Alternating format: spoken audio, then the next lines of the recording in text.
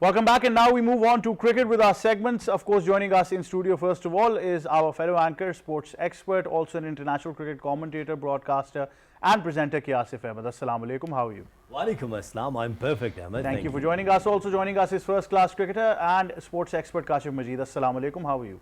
Walaikum assalam, Ahmad. Thank you, perfect, you're right. Thank you for joining us, and also joining us is cricket expert and analyst Sabir Hussain. Assalamu alaikum, Sabir, how are you? Walaikum assalam, Ahmad. I'm fine. Thank Right, Sabir, so the team has arrived in Bangladesh now. They're looking forward to the series. We saw some practice matches between Salman 11 and Saim 11. They were very interesting.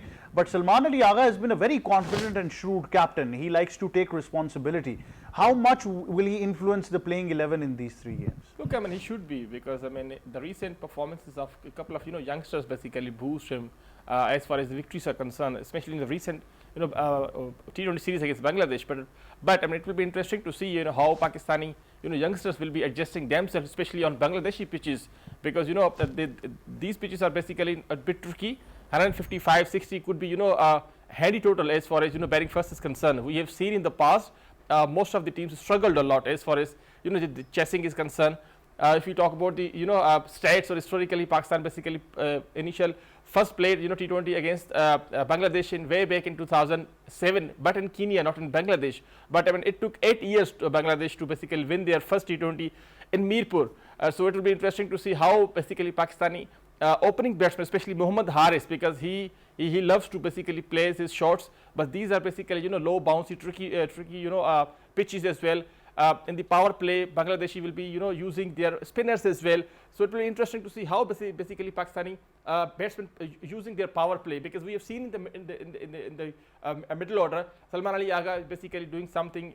Mohammad Nawaz roles will be very crucial, because in the absence of Shadab Khan is experienced pro, but Mohammad Nawaz, he has played in Bangladesh before under the captaincy of Sarfaradin Babar Azam as well. So it will be interesting to see how basically he's utilizing his initial 2 overs maybe in the power play, and again the role of Abrar Ahmad, Fahim Ashraf's role in the bowling department, because Abbas Afridi will be a very young career as far as his bowling is concerned. But what about Fahim Ashraf? He's an experienced player, all-rounder as well, so it will not depend upon him as well.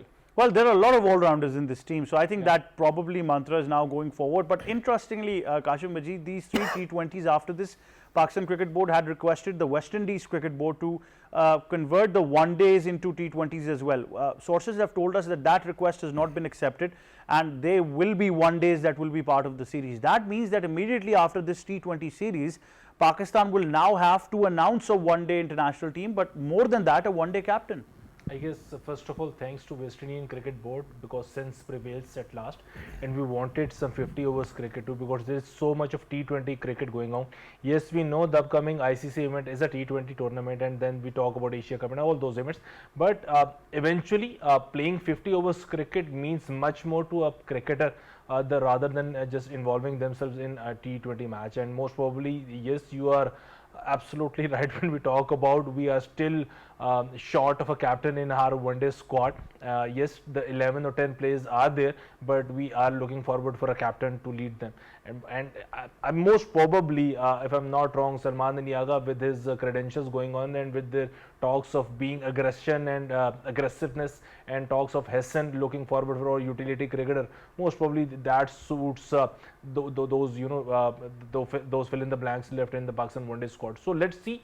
But important thing is, thanks to West Indies again, because we wanted these guys to play the longest format. If that is not available, that is Test cricket. So at least they can play 50 overs cricket, so that they can learn the art of bowling reverse swings. They can learn the art of bowling, batting in the middle of the innings, building an innings, and then finishing off those innings. So there's still a lot to learn in a 50 overs match. Well, certainly. Asif, this T20 series now, 3 matches only, back-to-back, obviously, same venue, same kind of conditions, so not much we can take, but obviously what kind of policy they want for T20 cricket would be identified. But like I said, immediately after this now, they're stuck, because they wanted a T20 additional series. That didn't happen. They will have to go back to the one-days.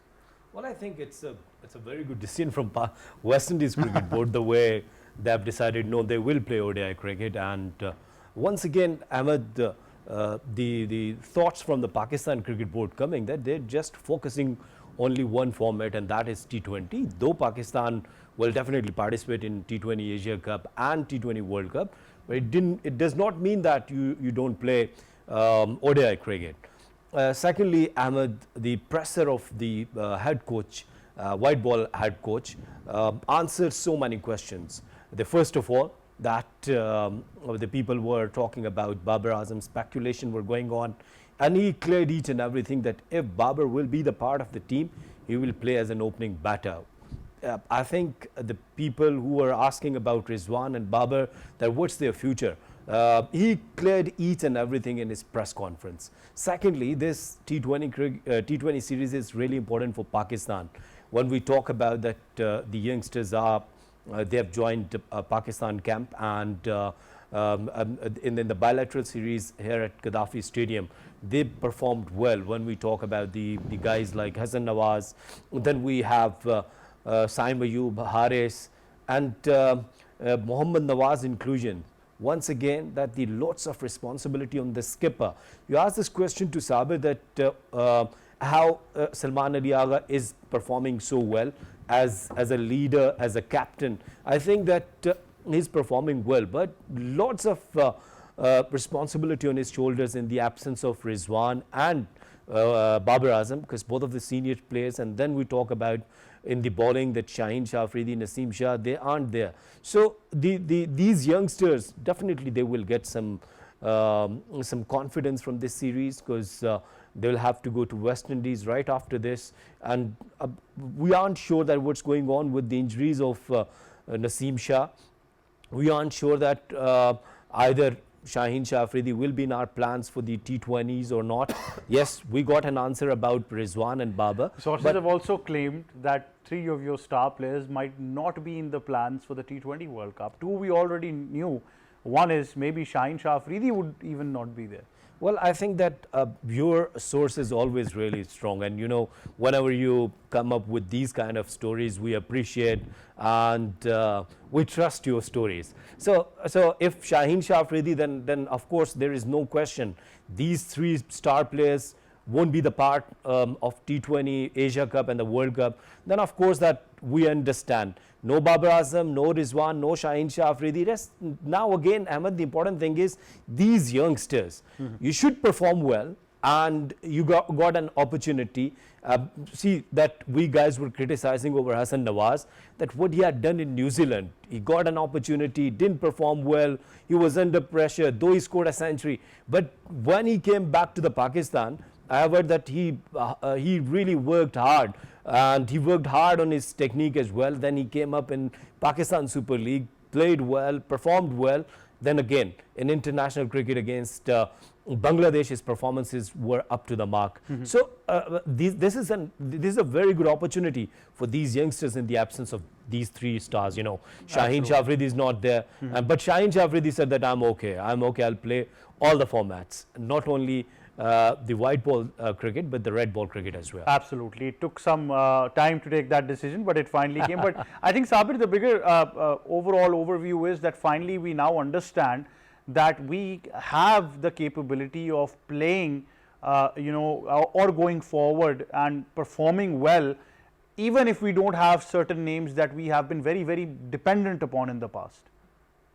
Fortunately, Yes. it's been Yes. a long time. You know, we have been discussing these such kind of things that these senior players must be rested, and you know, the players who has been performing exceptionally well, especially the domestic circuit, PSL as well, youngsters. I mean, they should be given, you know, ample chances, because then you will be able to have some kind of bench strength.